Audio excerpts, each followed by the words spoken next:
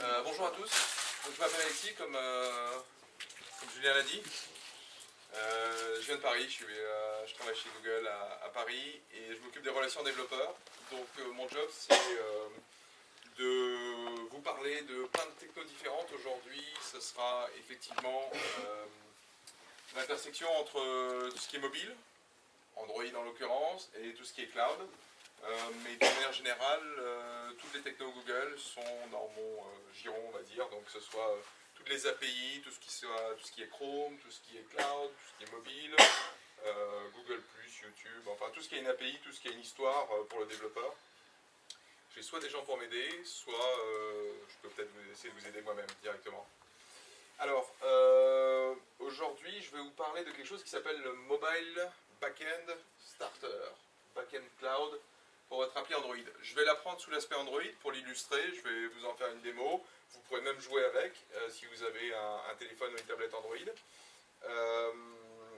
Mais c'est quelque chose qu'on peut utiliser et c'est vraiment un exemple de ce que ça peut coûter côté client, mobile en particulier, effectivement d'utiliser un back-end au sens large. Donc un back-end c'est un serveur, et s'il peut être dans le cloud, s'il peut être virtualisé, tout ça, c'est autant le faire, mais vraiment, je vais prendre cet exemple-là pour essayer de vous inciter à, quand vous faites des applis mobiles, à vous dire que c'est peut-être pas si compliqué d'avoir un back-end, voire un back-end qui peut vous fournir quand même pas mal de services.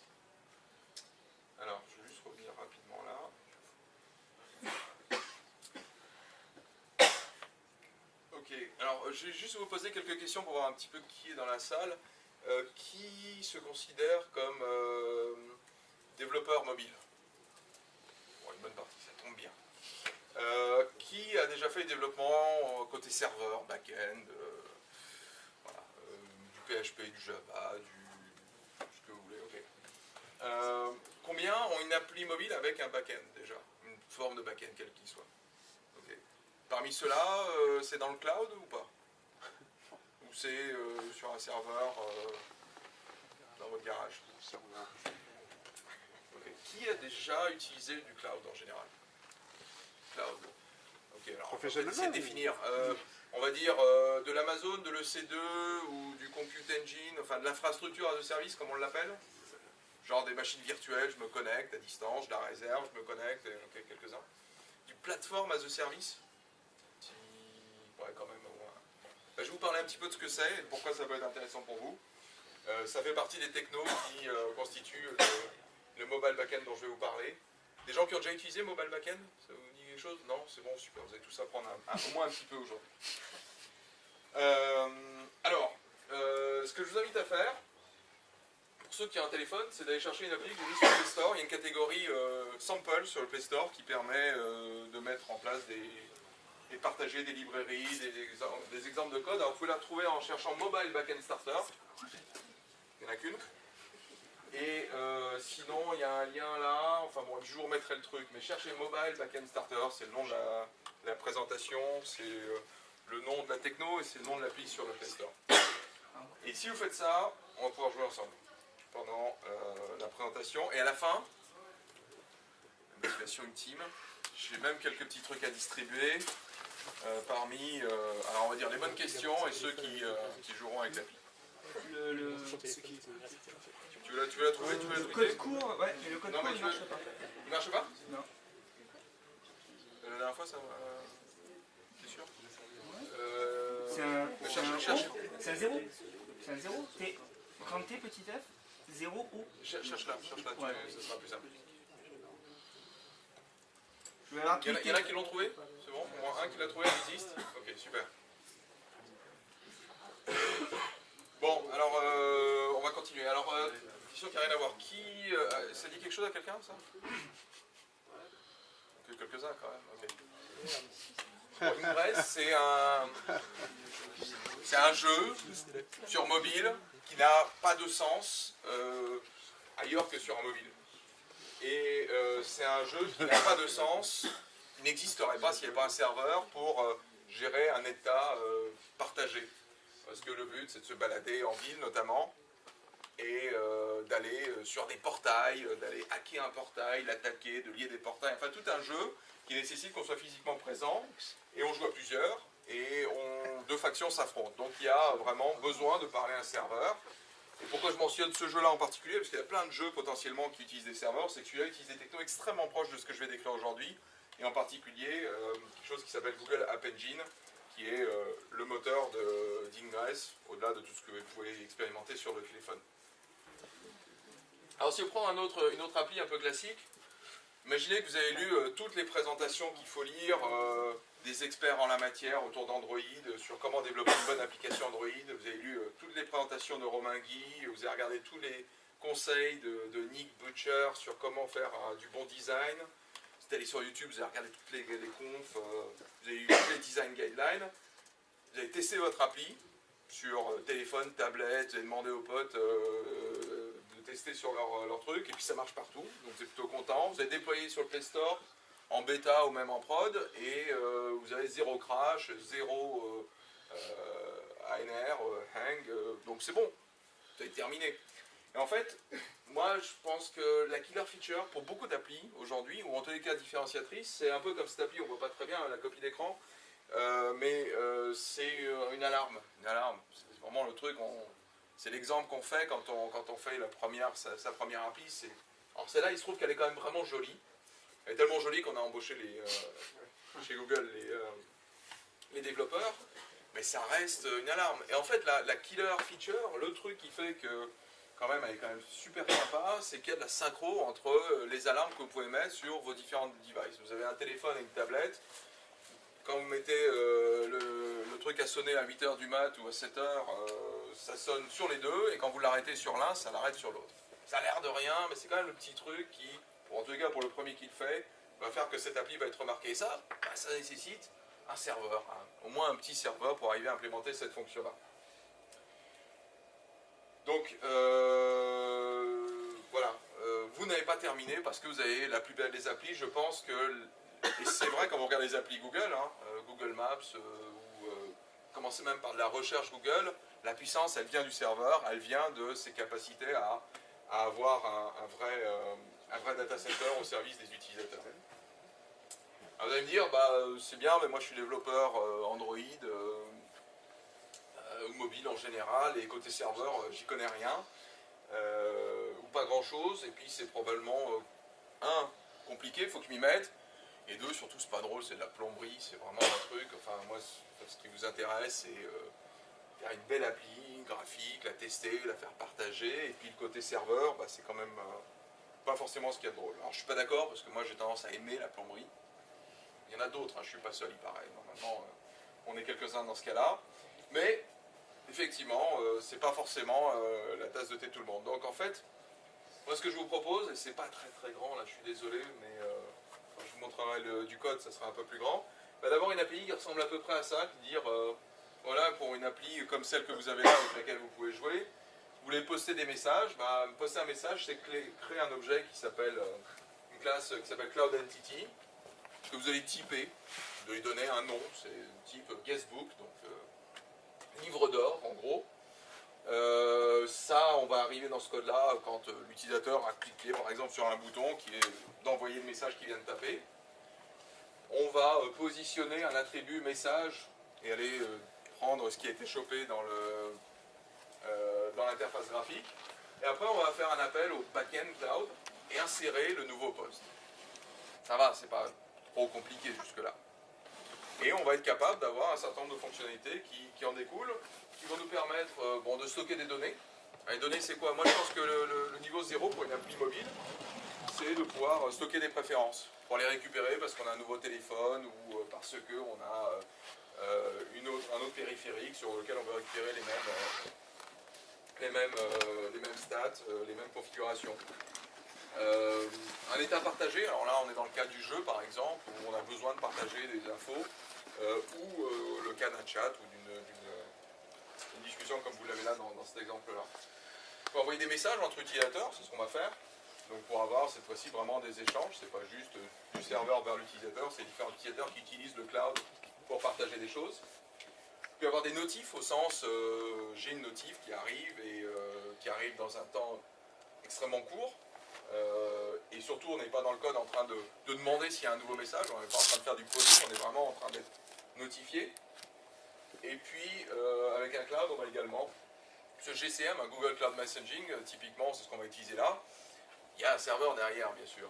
Donc là aussi on a besoin de cette composante cloud côté serveur.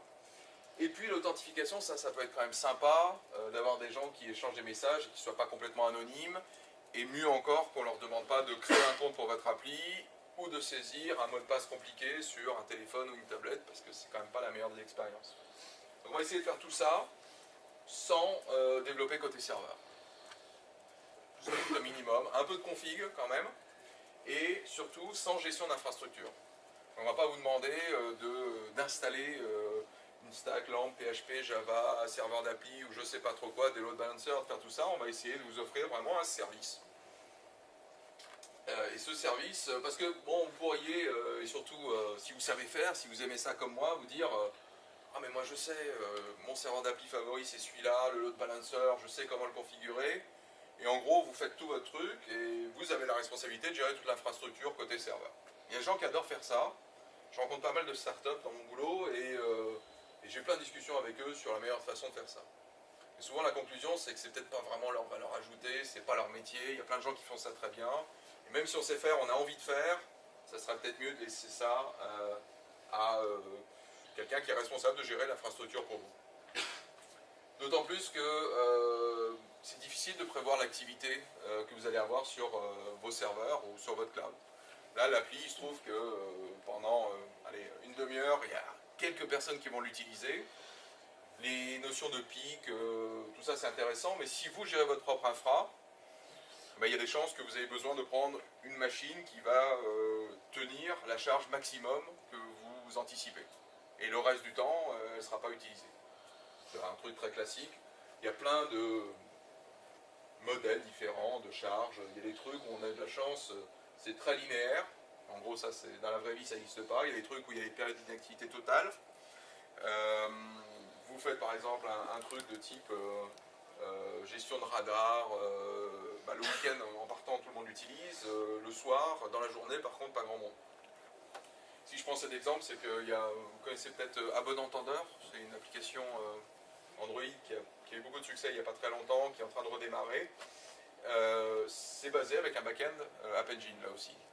Et là, il n'était pas question de mobiliser plein de serveurs parce qu'il y a vraiment cette notion de cycle et puis on n'est pas capable de prévoir combien il va y avoir d'utilisateurs. Sinon, on serait bison futé. On saurait, et encore bison futé se plante, donc c'est un peu dur. Et donc, quand on est dans ce cas-là, on veut un serveur, on veut un back-end, on veut une sorte de cloud, on ne sait pas trop quoi. Bah, d'habitude, on va commencer dans son garage et on va tout gérer. Du serveur physique, on va acheter un Dell, typiquement parce que c'est pas cher et on est vite livré, jusqu'à l'application en passant par le système d'exploitation, la virtualisation, des librairies, du middleware et puis l'appli au-dessus. Après, on va se dire, bon, ça serait peut-être mieux de louer le serveur. On va prendre une Dedibox, on va prendre un truc pas cher au mois et on va pouvoir se connecter dessus. Alors une adresse IP, on va faire du SSH, voilà. Puis après on va peut-être aller un petit peu plus loin, on va se dire, moi je vais faire ça chez OVH, chez Amazon, chez Google, on va me donner une machine, je vais me connecter dessus, mais l'OS c'est pas moi qui le gère, enfin là en l'occurrence je le gère, mais plus on va aller, plus la responsabilité on va la donner à quelqu'un. Et ce qu'on va voir c'est qu'on peut aller vraiment très très loin dans cette logique, jusqu'au moment où tout, jusqu'au middleware, aux librairies, le système exploitant, tout ça, on l'a délégué en termes de responsabilité à un fournisseur de services, de cloud. Et on n'a plus qu'à venir déposer son appli. Je vais vous montrer un peu à quoi ça peut servir. Et donc l'exemple que je vais prendre, c'est celui que je connais le mieux, c'est Google App Engine, qui est cette solution qui vous permet de faire ce qu'on appelle du Platform as a Service. Donc si on reprend juste rapidement le truc précédent, infrastructure as a service, en gros, vous n'avez plus besoin d'acheter physiquement la machine, vous la louez, mais vous gérez toute la complexité de ce qui est au-dessus. Donc en gros, c'est toujours SSH sur la machine, et puis bonne chance pour tout installer, tout gérer, les patchs de sécurité, la scalabilité, tout ça, c'est votre responsabilité. Et puis une approche où là, vraiment tout est intégré, et là on parle effectivement de plateforme as a service. Si vous allez jusque-là, si vous êtes suffisamment mûr et responsable dans la volonté de donner toute cette responsabilité, parce que vous voulez vous concentrer sur votre appli, il y a un certain nombre de choses qu'on va pouvoir faire pour vous en tant que fournisseur de cloud. La première chose, c'est qu'on va avoir plein de serveurs, potentiellement dans des data centers séparés, dans des time zones séparées, et pour autant, on va fournir un seul log agrégeant tout ce qui s'est passé sur tous les serveurs qui ont été utilisés par votre application. Ça a l'air de rien, mais quand c'est vous qui gérez, souvent les horloges ne sont pas synchronisées, donc il s'est passé quelque chose à un endroit, et puis à l'autre, on se dit mais non, c'est bizarre, c'est décalé, en fait c'est parce que vos horloges n'étaient pas synchronisées, c'est des problèmes assez classiques de gestion de production qu'on peut rencontrer. Donc là, on a un truc où on peut filtrer, on peut faire des choses assez sympas, c'est la moindre des choses. On peut même choisir la time zone dans laquelle on le regarde. Moi, je suis à un endroit donné, je veux regarder ça par rapport à l'heure, la time zone dans laquelle je suis. Pas celle où est la machine. Détail, mais important quand même. L'autre chose, et peut-être la plus importante, c'est l'aspect scalabilité. J'ai plein de charges, il faut vite que je rajoute des machines pour tenir cette charge. J'en ai plus, il faut que je les éteigne, parce que sinon elles vont me coûter de l'argent. Je suis dans un modèle où je paye ce que j'utilise vraiment. Et donc là, en fait, on est dans une démarche où on peut dire, c'est automatique. Je ne veux pas le savoir, c'est vous qui décidez de quand il faut démarrer des serveurs et quand vous estimez qu'on peut en éteindre pour faire des économies. Ce qu'utilisent la plupart des gens dans cette approche. La seule chose qu'on peut un petit peu changer, c'est de dire, moi je suis prêt à payer un petit peu plus pour démarrer très rapidement de manière un peu agressive des instances, parce que je veux la meilleure des qualités de service pour mes utilisateurs, ou bien on va attendre un peu qu'il y ait vraiment la queue, là c'est comme à la poste, on va attendre qu'il y ait 20 personnes avant de demander à ouvrir un nouveau guichet. À vous de voir, parce que tout ça, ça a un coût et ça dépend de votre type d'appli et du service que vous voulez rendre. Donc vous avez une sorte de potentiomètre là, qui vous dit où est-ce qu'on positionne le curseur. Et pour le reste, ça se débrouille tout seul. Comparez ça à j'ai besoin de démarrer un nouveau serveur, même si on a automatisé un peu les trucs, configurer le load balancer pour lui dire qu'il y a un nouveau serveur, ou un qu'on a enlevé parce qu'on est en train de baisser la charge. On gère tout ça pour vous. L'autre chose, c'est quand on est côté serveur et qu'on gère tout, il y a une base de données, on va en parler, il y en a même de plusieurs types. Il y a la partie web, il y a la partie gestion de code. On maîtrise tout, donc la moindre des choses, c'est qu'on fournisse un outil pour vous dire où est-ce qu'on a passé du temps. Si vous voulez faire du profiling, est-ce que j'ai passé du temps à écrire dans la base? Est-ce que c'est mon code qui est fautif? Est-ce que c'est toute la partie front de gestion de la connexion HTTP? On a un outil pour vous dire où est-ce qu'on a passé tout ce temps-là. On a même un outil pour vous dire combien a coûté quel fragment de requête. Entre le moment où la requête arrive sur le serveur, il se passe plein de trucs, on va écrire et lire en base de données et on renvoie une réponse qu'on a formatée. Et tout ça a un coût et on peut dire que c'est l'écriture dans la base qui a pris qui a coûté le plus d'argent. Alors quand je parle d'argent, ici on parle de millionième de cent, qui même est un centième de dollar ou d'euro. Mais tout ça peut avoir une influence quand on a beaucoup de charges. Donc là vraiment on a un outil pour être capable de faire même ce qu'on appelle du cost driven development et être capable d'optimiser vraiment par rapport au coût son développement.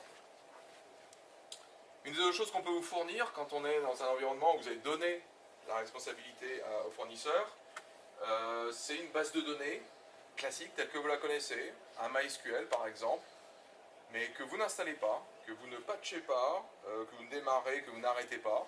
Il est juste là, c'est un MySQL as a service. Donc chez Google, ça s'appelle Cloud SQL. Et vous allez le paramétrer en disant, voilà, je veux une toute petite machine dans mon cas, parce que ça va me coûter 0,025 $ de l'heure, avec pas beaucoup de mémoire, ou bien au contraire quelque chose de très gros. Je vais payer à l'usage, ou bien je vais prendre un abonnement, parce que comme pour les téléphones, je paye à la minute, ou j'ai 2 heures inclus, et que là, ça me coûte quelque chose. Et puis quelques options de type quand est-ce que j'autorise des backups, et puis est-ce que ma application va se faire entre les différents data centers, donc les différentes machines, de manière synchrone ou asynchrone. Et il y a du pour et du contre, et on vous explique un peu pourquoi. Et puis c'est tout.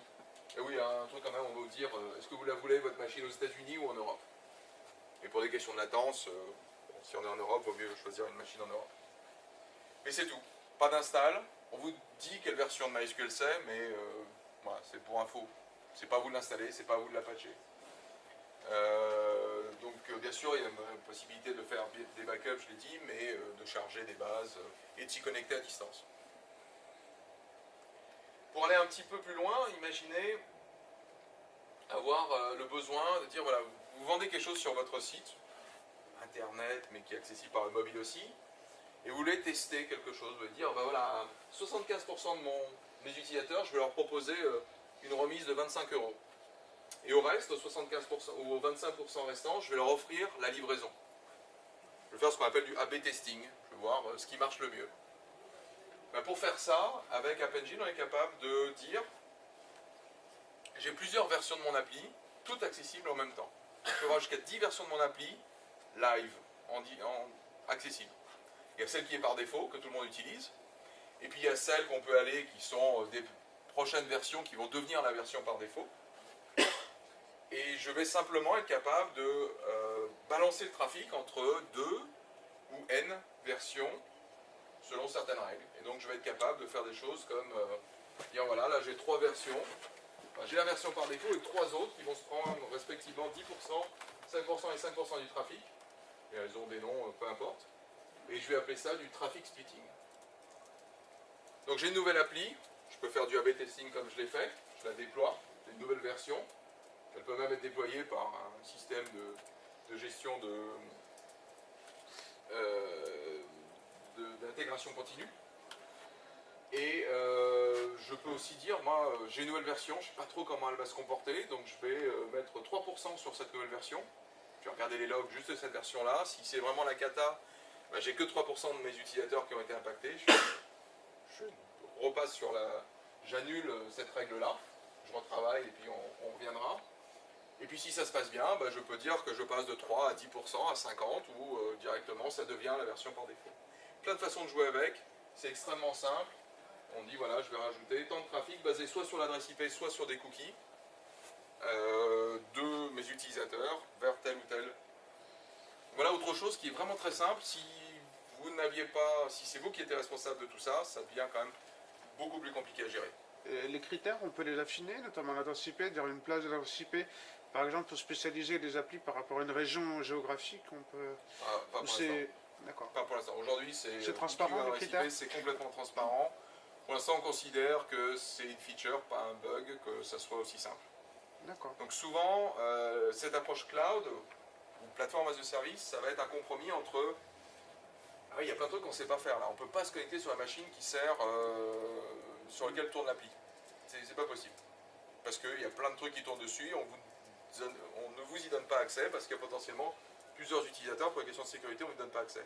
Donc souvent, ça va être un compromis entre ce qu'on est capable de faire, la fonctionnalité, et la flexibilité avec laquelle on est capable de faire. Donc il y a moins de boutons, il n'y a presque rien qu'on peut faire.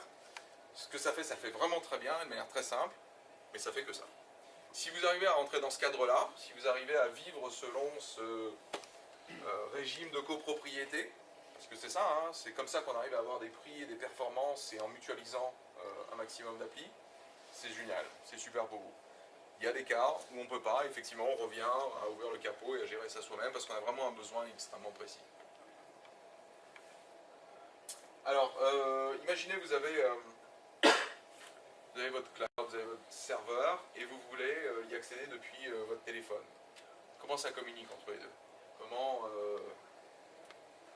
Alors il y a une techno qui existe qui s'appelle Cloud Endpoint et en gros c'est l'instanciation d'une techno qui est utilisée par beaucoup, qui consiste à proposer ce qu'on appelle une interface REST de votre logique métier à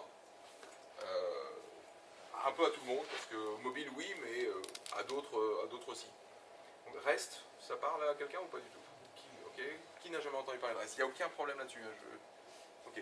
Donc REST, le principe c'est, vous connaissez le protocole HTTP, on fait un GET pour avoir sur une URL donnée, enfin une URI HTTP, et on récupère quelque chose. La représentation de ce qu'il y a au bout de cette adresse. Vous faites un POST parce que vous voulez modifier le serveur avec des données que vous lui envoyez.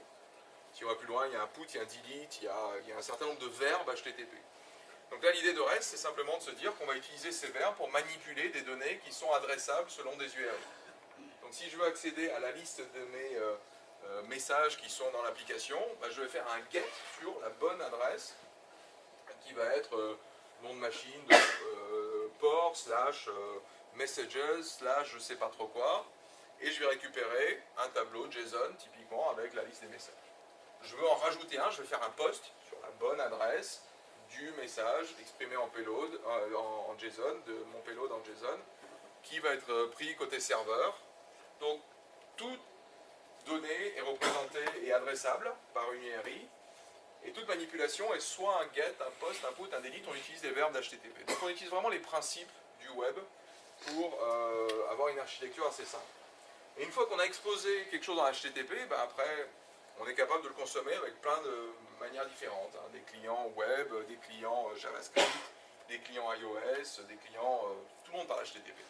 Donc on a une sorte de contrat qu'on propose à ses utilisateurs. Donc c'est ce que fait Cloud Endpoint. Simplement, Cloud Endpoint va un tout petit peu plus loin, parce qu'il va générer un bout de code pour le client, pour que vous n'ayez pas à créer le client HTTP en Android, en iOS, en JavaScript, parce que c'est quand même pas ce qu'il y a de plus drôle à faire que de parser du JSON. On va vous proposer un niveau d'abstraction un petit peu plus haut.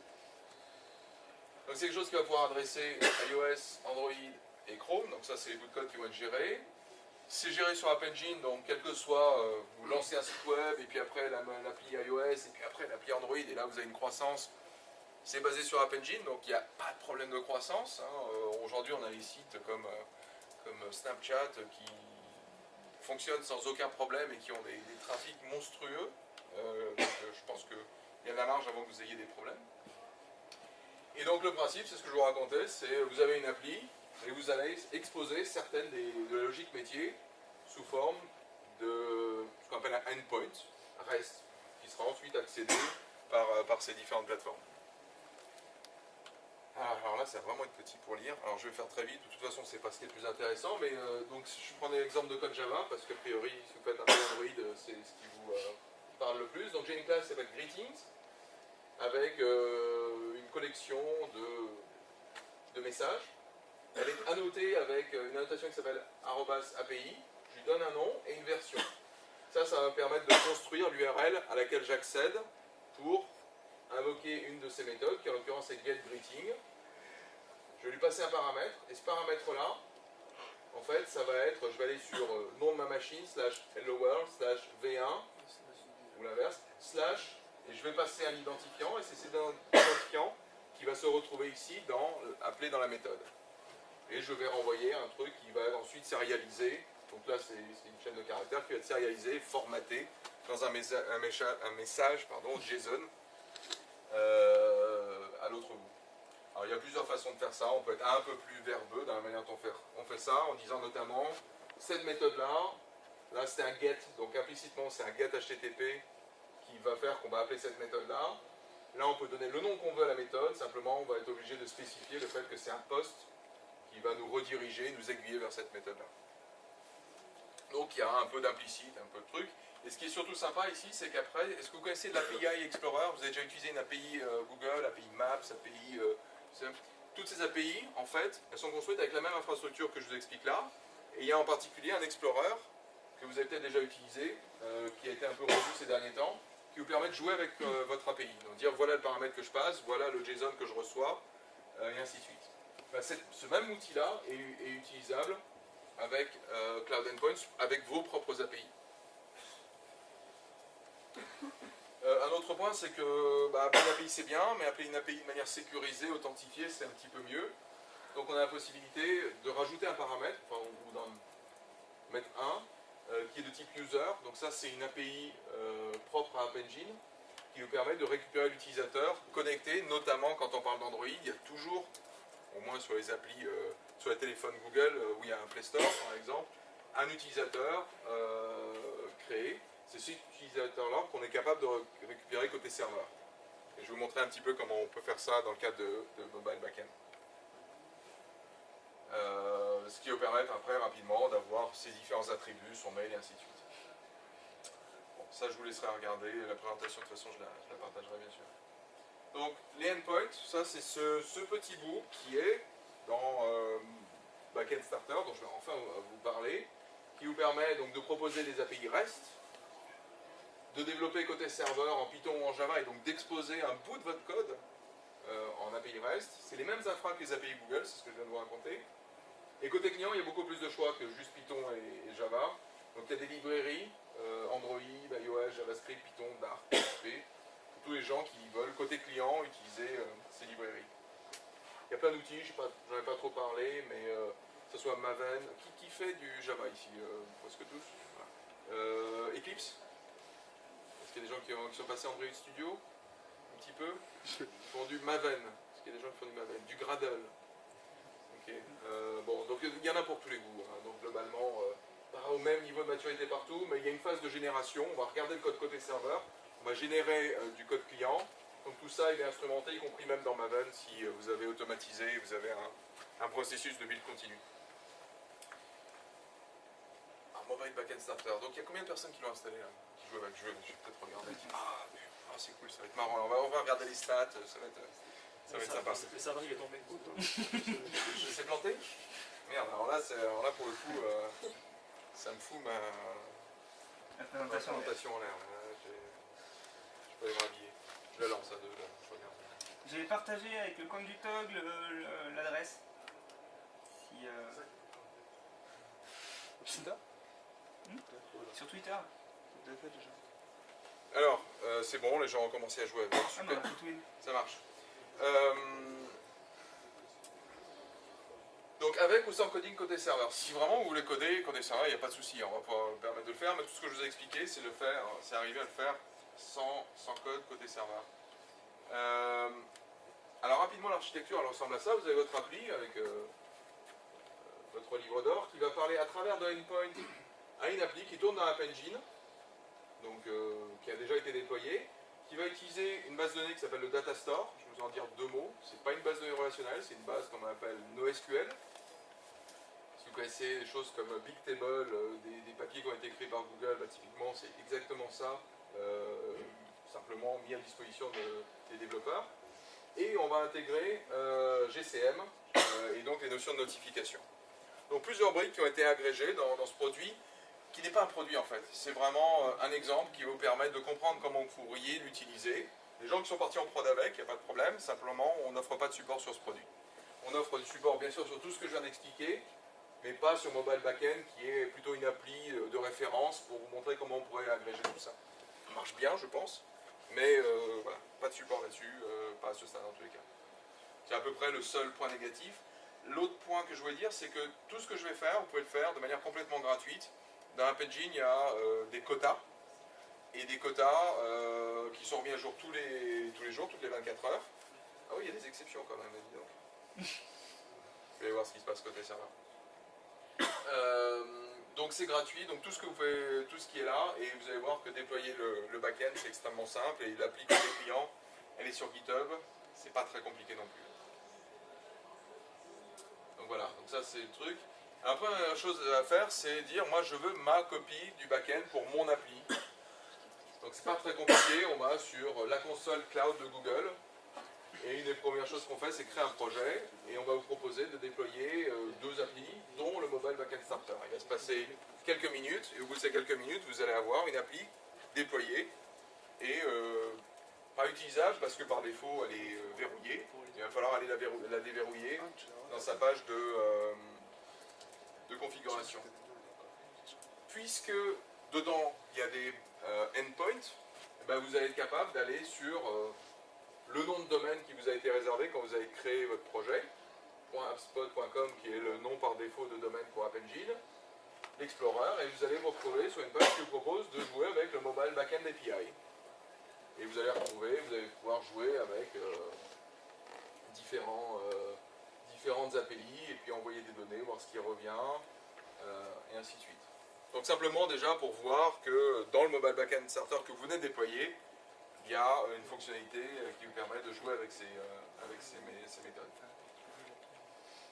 Donc on va faire ça en 3 étapes. La première étape, c'est qu'on va faire la fonctionnalité qui consiste à échanger des messages entre plusieurs personnes qui ont installé l'appli en mode anonyme. Donc tout le monde utilise le même, mais c'est anonyme. On va stocker des messages. On n'aura pas de problème de scalabilité back-end, ni sur le serveur, c'est App Engine, ni sur le Data Store. On parle de NoSQL et de Cloud Data Store, parce que c'est ce qu'on utilise pour tout ce qu'il y a à Google et globalement. Surtout avec une appli comme ça, il y aura zéro problème de scalabilité. Et puis toujours zéro code côté serveur. La deuxième étape, ça sera de rajouter des notifs. pour ne pas avoir relancé l'appli typiquement, parce que là on est vraiment à niveau 0 de mise à jour, pour avoir les nouveaux messages. Et dernière étape, on va propager l'utilisateur qui est dans l'appli, déclaré dans Android, ou proposer d'utiliser un des utilisateurs pour le récupérer côté serveur, et ceci de manière transparente pour associer les utilisateurs à chacun des messages. Donc dès qu'on a déployé le backend starter, on a une page d'admin, et la page d'admin elle dit bah, alors soit c'est verrouillé, soit c'est ouvert, plutôt mode développement, soit c'est sécurisé, et là il va falloir m'expliquer comment vous le sécurisez avec de l'OAuth, des client ID, ainsi de suite. Et puis il y a une partie notification, par défaut il n'y a pas de notif. Donc tout ça, jusque là c'est pas trop compliqué. Première étape, donc stockage des données, donc c'est Cloud Data Store, c'est un NoSQL au sens où une sorte de gros hash table avec un index et puis des attributs. Donc ici en l'occurrence on va stocker des données, il y aura une clé primaire globalement, et puis plein d'attributs du genre des dates de création, des utilisateurs, donc une sorte de métadonnées, et puis quelque part ici le message lui-même. Et on va jouer un peu là avec l'interface graphique. Il n'y a pas de schéma, donc contrairement au SQL, demain je veux rajouter un attribut, il n'y a pas de problème, je n'ai pas besoin de faire un alter table ou un drop et un recreate, c'est complètement malléable à merci, et c'est une scalabilité quasi infinie parce que ça a vraiment été conçu pour être distribué par défaut. Donc il n'y aura pas de problème de j'arrive à une taille de base de données qui fait que là il va falloir commencer à faire du sharding et mettre en place des technos, c'est de base quelque chose qui est distribué. Et c'est disponible sous forme de service, je n'ai pas besoin de démarrer un serveur, un maître, des esclaves, machin, s'assurer que ça marche tout le temps. Je dis je veux ce service et j'y accède directement. Et on va vous fournir des classes côté Android pour ne pas avoir à gérer tout ça, donc pour avoir un niveau d'abstraction un peu plus haut. Donc côté Android, à quoi ça ressemble j'ai par exemple ici ma Guestbook Activity, qui va avoir une collection de messages. Et on va reprendre l'API que je vous avais donné tout à l'heure, créer un Cloud Entity, donc ça typiquement c'est une classe du framework du mobile backend. Je vais la typer.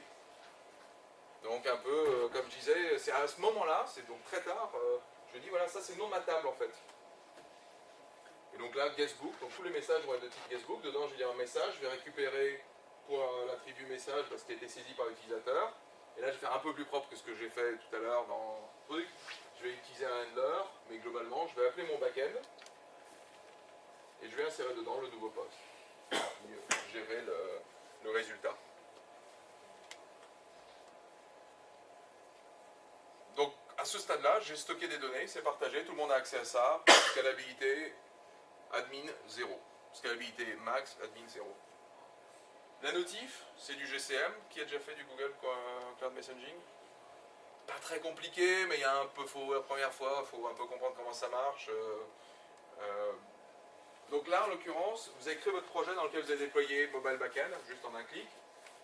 Il y a une partie dans l'admin qui vous permet de gérer les API. Si vous avez déjà joué avec des API Google, vous êtes déjà passé par là. Là, il va falloir simplement mettre en route le GCM, donc Google Cloud Messaging for Android.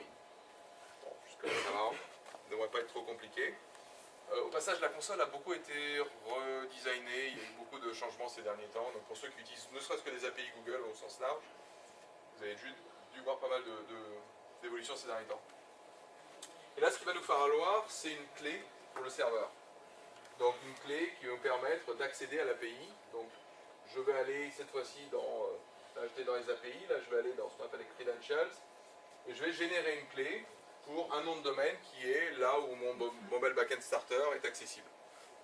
Je vais me générer une clé un peu longue qui va être utilisée dans mon code Android pour pouvoir mettre en place donc, ces notifications. Côté Android, l'exemple qui est là, c'est un exemple qui est sur GitHub, l'appli qui est là, et l'exemple sur GitHub, il vient avec une interface de constante dans laquelle on va vous demander de positionner un certain nombre de choses. Alors premier, c'est le nom de domaine, où est votre serveur. Le deuxième chose, c'est le numéro de projet. Ça, c'est ce qui va vous permettre, pour Cloud Messaging, typiquement, de faire le lien avec un système qui va pouvoir gérer des notifications et et enregistrer tous les périphériques qui se connectent à ce serveur. Et puis voilà, il y a un peu de code qui a été généré pour vous, mais globalement, on a deux classes qui vont vous permettre de rafraîchir l'IHM quand il se passe quelque chose côté serveur, parce qu'on a reçu un message à travers GCM, et bien sûr d'envoyer et de réveiller le serveur quand il y a un message qui a besoin d'être envoyé côté client vers le serveur. Donc c'est un peu d'abstraction au-dessus de GCM. Globalement, en termes de configuration, c'est aller mettre en place GCM côté admin et rajouter le numéro de projet côté client. Et la troisième phase, c'est associer chaque message à un utilisateur, parce que je vais peut-être partager, je vais avoir de la traçabilité, je vais partager des messages avec certains utilisateurs, enfin il y a plein de bonnes raisons d'avoir l'authentification. Alors le problème, et je vous l'ai déjà un petit peu dit, sur téléphone, taper des mots de passe, c'est juste pas terrible, quoi. À la limite, vous avez un truc comme moi qui est pas terrible non plus, un gestionnaire de mots de passe, mais c'est vraiment pas sympa. Ce qui serait quand même vachement mieux, c'est d'avoir un truc où on vous dit au démarrage de l'appli, vous avez un ou plusieurs comptes, lequel voulez-vous utiliser pour cette appli-là. Et cet utilisateur-là va être propagé côté serveur. Et là, il faut que j'explique un tout petit peu comment ça se passe, parce que normalement, dans OAuth, parce que c'est ça, au final, OAuth 2, c'est ça la techno sous-jacente, normalement, on vous présente un écran de ce genre-là, voilà, telle appli vous demande tel droit, et par rapport à ce que vous faites avec cette appli, on pourra partager ça avec vos cercles sur Google+, ou seulement avec vous. Vous acceptez, vous acceptez pas. Donc ça, c'est la version Google de quelque chose qui est assez standard avec OAuth 2. En fait, pour nous, on n'a pas trop besoin de ça, parce que ça, c'est quand un service tiers vous demande à vous, utilisateurs, de partager vos données. Moi, dans mon cas, ici, c'est moi qui ai écrit les deux. Alors, on m'a donné l'exemple, ça vient de GitHub, ça je l'ai déployé automatiquement, mais c'est moi l'auteur, c'est sur mon domaine, et ça c'est mon appli. Donc c'est le même développeur. Donc si on a moyen de faire, d'exprimer le fait que c'est le même développeur, on n'a même pas besoin de passer par cet écran, qui pour certains utilisateurs est un frein à l'usage de l'appli, parce qu'on nous demande ce qu'on nous demande, pourquoi on nous demande ces infos, et voilà, c'est jamais une bonne idée d'avoir trop de questions posées à un utilisateur. Donc pour arriver à exprimer ça, en fait on va utiliser deux client ID. Le premier client ID, c'est là qu'on va établir la relation entre le fait que c'est le même développeur côté client et côté serveur. C'est un client web, un client ID web, donc on va aller en créer un dans l'admin côté serveur. On va aller ensuite l'écrire dans l'admin du backend et l'écrire dans le code Android. Donc une sorte de secret partagé qui n'est pas vraiment un secret, simplement qui exprime que c'est la même personne qui a écrit les deux.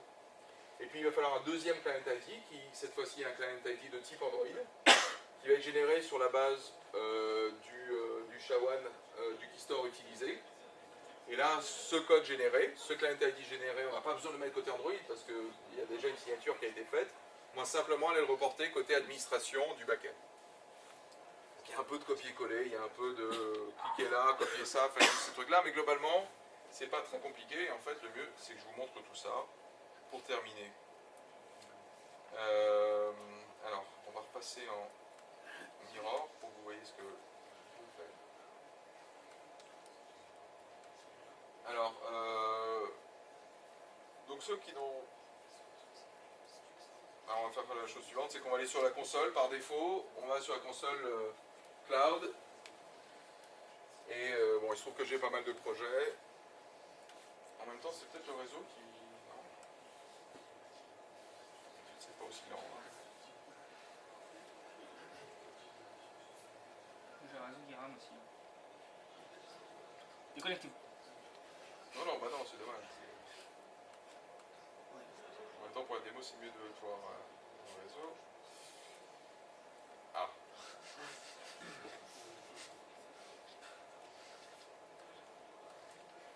C'est ça les gens du web. Dès qu'il n'y a plus de web, il n'y a plus de giga. Pas grave.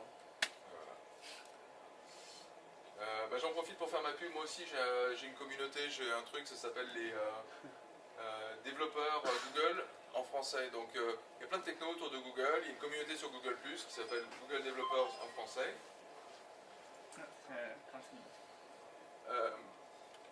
Où j'essaye de donner des infos sur notamment ce qui se passe, pas que moi d'ailleurs, Donc là, on parle par exemple des Chrome App mobiles dont il était question tout à l'heure.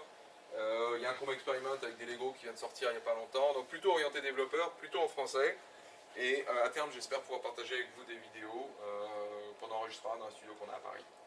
Voilà, donc ça a été chargé. Donc j'ai plein de projets, mais typiquement, le but c'est de créer un projet. Donc je vais l'appeler Tog. Il a un nom ici qui est important parce que c'est ce qui va me permettre de créer le nom de domaine. Mais il m'a été généré ici parce que pour les démos, au moins c'est super. Je suis sûr qu'il n'est pas déjà pris. Éventuellement en générer un autre ou taper autre chose, mais là je pourrais prendre le risque qu'il soit déjà pris. Donc ça va me créer un projet cloud au sens large. Un projet dans lequel je vais pouvoir accéder au data store, je vais pouvoir faire du cloud SQL, je vais pouvoir faire de l'app engine, pouvoir faire tout ça. Et les premières choses qu'il me dit, vous ne savez pas quoi faire là, essayez donc de déployer le Mobile Backend Starter. Allons-y, déployons le Mobile Backend Starter. C'est un peu gros. Et on clique sur Deploy. Alors je ne vais pas faire tout le truc parce que ça va prendre quelques minutes. En plus, si le réseau n'est pas terrible, on va éviter ça. Je vais passer sur celui qui est déjà déployé. Mais première étape, déployer. Deuxième étape, configurer. Troisième étape, télécharger le code Android ou iOS et jouer avec et connecter les deux. Donc c'est ce que j'ai fait ici. Et donc si on va sur cette console-là, donc je suis sur un projet qui s'appelle Mobile Backend V2. Ah, pardon. On va y retourner.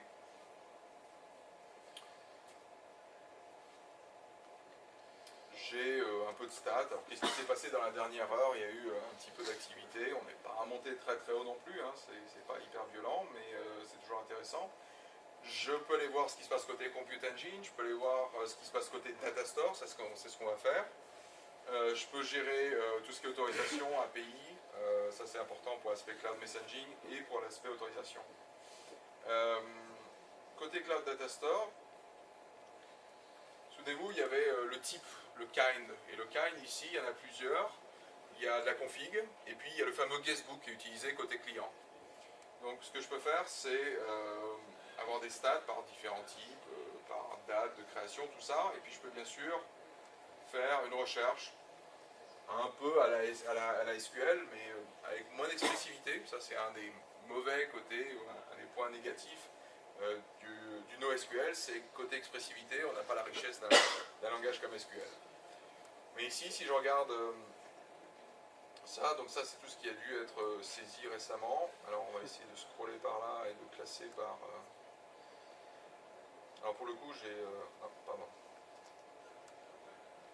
J'ai toutes vos adresses. Voilà. Bon, elles sont pas... On les avait nous aussi. Pardon? On les avait nous aussi. Ouais, normalement t'as pas le domaine, mais bon, effectivement... Ouais. Voilà. Oui, j'ai une version, la version bêta, c'est celle qui anonymise un peu tout ça. Mais typiquement, voilà, le message, les métadatas, qui l'a créé, le kind name qu'on vient de voir. Ensuite, je peux rajouter un filtre, donc ce qui va être utile, notamment ici, si je veux. Par exemple, aujourd'hui, regardez tout ce qui a été créé depuis 7h30 pour éviter tout le... voir tous mes... Non, after. Donc ça, c'est ce qui a été créé depuis... j'en ai que 3, ça m'étonne un peu. 7h30. Moi, ça s'est calmé. Non, mais il n'y en a pas, je crois, il y en a beaucoup plus que ça. Hein? J'avais tombé le serveur, bah peut-être pas tant que ça. Et ça, c'est un mauvais open.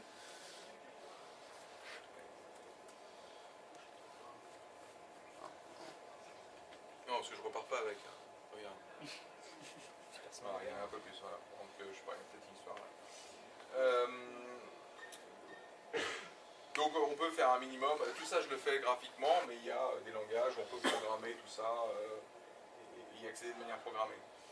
Je vous montrerai un tout petit peu le côté client. Le côté client, bon, je suis juste allé sur GitHub, j'ai cherché mon projet. J'ai donné un project ID, donc là, c'est ce qui va me permettre, en fait, si je prends ça et que je fais .appspot.com, je vais me retrouver, en fait, sur la page d'admin du mobile backend. Donc ça, c'est une page d'admin non pas vierge, mais au contraire complètement renseignée. Souvenez-vous, on pouvait soit le verrouiller, ce qui est le cas par défaut, soit open plutôt en développement sans rien. Là, sécurisé, donc avec des client ID. Donc un client ID Android, typiquement pour y associer une appli particulière et autoriser les appels depuis cette appli-là. Et un autre pour exprimer que c'est le même développeur qui fait l'appli Android et l'appli côté serveur. J'ai mis en route et j'ai utilisé la clé suivante. Au passage, cette clé-là, elle avait été générée dans ici la section API. Donc j'avais Cloud Messaging en marche et j'avais créé ici une clé pour un accès public qui est là. Et donc je peux dire qui sont les adresses IP qui peuvent y accéder et régénérer la clé éventuellement si j'ai un problème de sécurité. J'ai également, c'est là également que j'ai créé mes client ID Android d'une part et web d'autre part, dont j'ai parlé il y a un instant et qui sont ici. Donc voilà ce que je voulais vous montrer. Donc ça, on va pouvoir le fermer. Est-ce que je vous montre ça aussi? Le blog du TOG aussi. Ah oui, j'en étais au code client. Et donc il va falloir mettre ça. Le project number, bah, c'est quelque chose que vous devez trouver. Je ne sais plus où on le trouve là. Il est quelque part, probablement au niveau API. Non. Il n'est pas là non plus. Donc c'est un truc qui permet de faire le lien avec le fait que c'est ce projet dans lequel vous avez configuré l'accès à Cloud Messaging. Les fameux Web Client ID, le fait que c'est authentifié, par défaut on arrive avec une authentification qui est mise à false pour pouvoir commencer à jouer avec l'appli de manière anonyme. Côté activité, donc j'ai ma collection de posts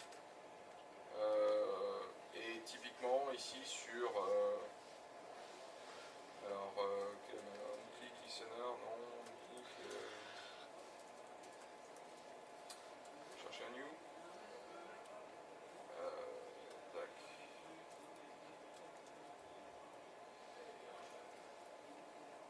On démarre avec cette résolution.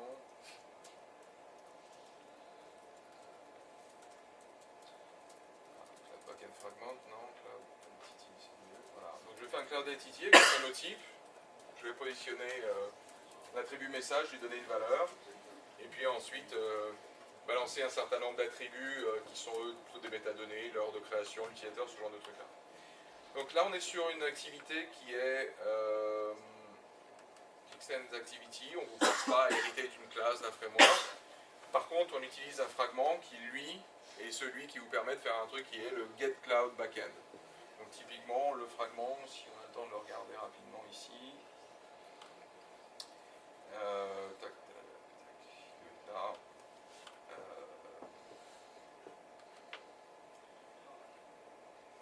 Donc c'est lui qui va faire le lien avec tout ce qui est GCM et avec tout ce qui est accès au serveur qui me permet de faire le fameux Get Cloud Backend, store mon message, pour avoir vraiment une API la plus simple possible côté client. Donc là aussi à vous éventuellement de modifier la manière dont ça s'est structuré, c'est vraiment qu'un exemple de comment on peut utiliser ça. Voilà, je vais prendre 2 minutes juste pour conclure.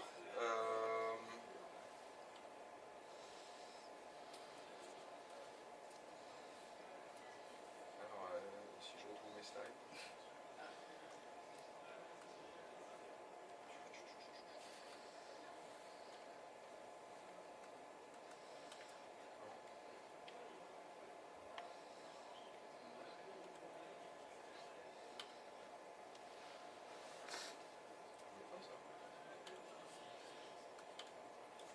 Je vais chercher comme ça, mais c'est...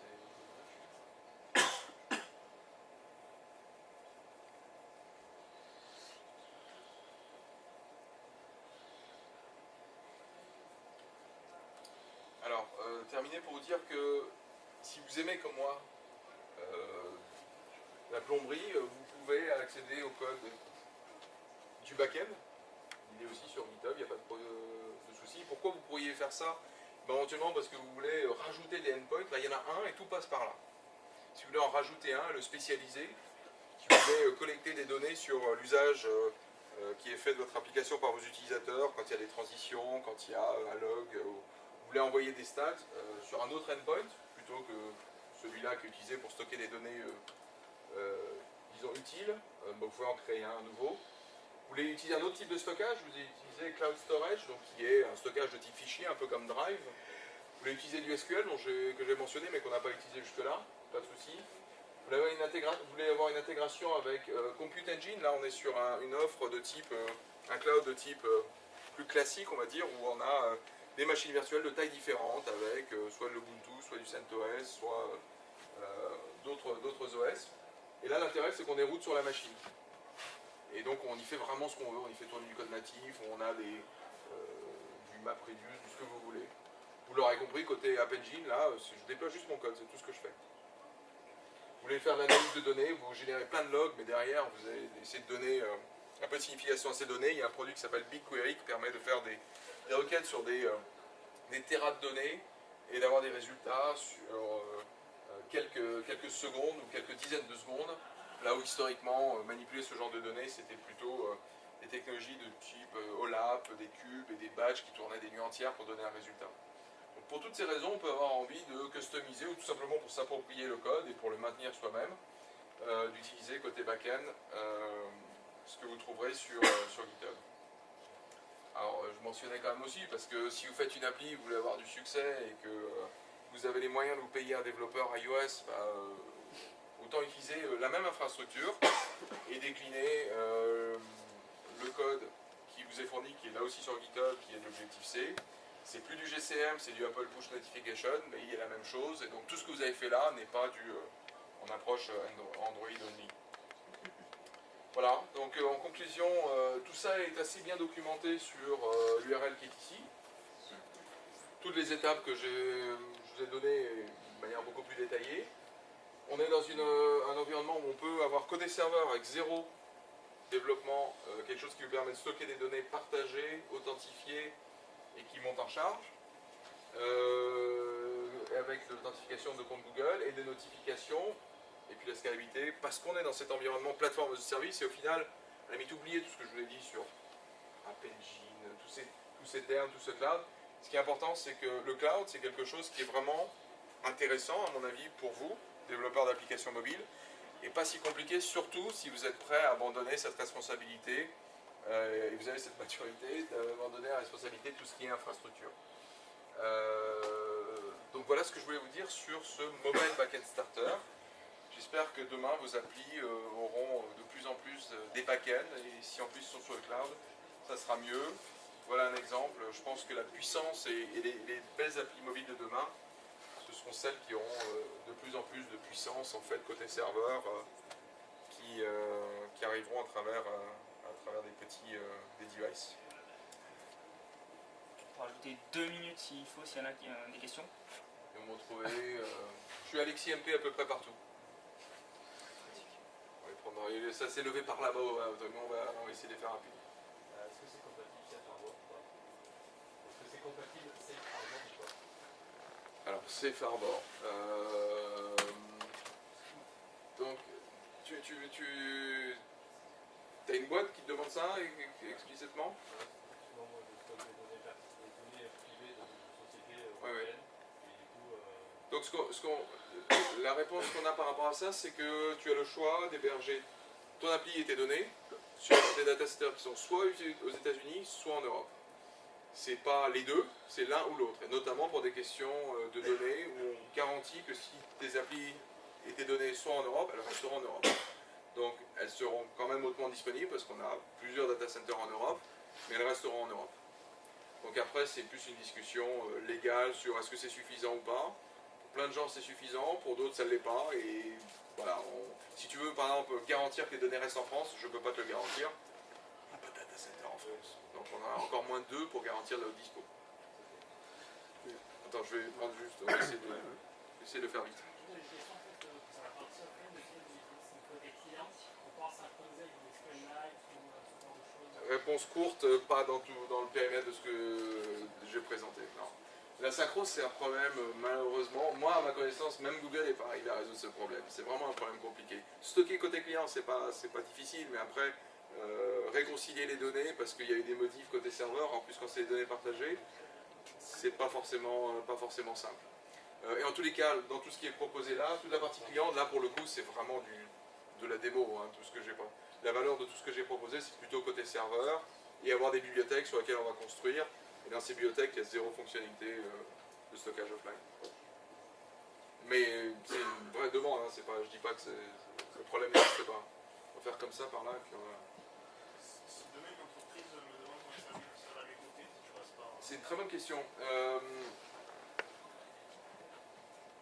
Là, il y a plusieurs réponses. D'abord, c'est des fragments des fractions de fractions de centimes qui s'additionnent et au final, ça fait des euros, voire des dizaines, voire des centaines, voire des milliers, voire plus. Parce qu'en fait, vous payez pour tout. Vous payez pour la bande passante, pour la CPU, pour l'accès à la base de données, ce qui n'est pas la même chose en écriture, en écriture ou en lecture, et ainsi de suite. Pour donner un exemple, pour ceux qui connaissaient à bon entendeur, c'est une appli qui a fait des pics à plusieurs dizaines de milliers d'utilisateurs simultanés, donc vraiment à la même seconde. Et globalement, ce qu'on peut faire, c'est dire je mets un budget par jour sur l'appli. Au-delà de ce budget, l'appli s'arrête jusqu'au prochain reset. Ah, mais au moins, on ne prend pas de risque. Et ça, c'est une façon de voir, de jauger. Juste pour répondre à... Ça, c'est une façon d'éviter de dépenser trop ou d'éviter d'éventuelles attaques, etc. Mais pour quantifier en fait combien ça coûterait dans une utilisation normale, on n'a aucun billet, aucun moyen. Tu as plein d'infos sur combien ça te coûte au fil de l'eau. Donc tu es en phase de développement. Il faut commencer dessus et voir combien ça coûte. Et notamment utiliser ce mécanisme-là. Et juste pour finir sur l'aspect à bon entendeur, ça lui coûtait l'équivalent de 2 cafés par jour de faire tourner son appli qui fait des pics à plus de 10 000 utilisateurs simultanés. Pour donner un ordre de grandeur. Moi, tout ce que je fais là, avec, bon, vous n'êtes pas beaucoup, elle n'est pas très compliquée mon appli, mais je pourrais vous montrer les quotas, je suis à ça, des quotas gratuits qui vont jusque là. Il y a quand même des quotas, une sorte de quotas gratuits. Alors après les quotas, il y a plein de quotas, et il suffit d'en exploser un pour que ça, on ait explosé les quotas au sens large. C'est Didier qui fait abonnement. Ouais. Didier Girard, Ouais. c'est ça. Il a fait pas mal de... Je crois qu'il tient un blog, un truc comme ça, où si on revient un peu dans son historique de blog, justement, il explique combien ça lui a coûté. Après... Mais bon, il a beaucoup travaillé sur le back-end, hein. Justement, il a regardé combien ça lui coûtait, il a optimisé. Le truc classique, c'est j'écris dans le datastore parce que c'est une base de données, je veux sauvegarder mes données.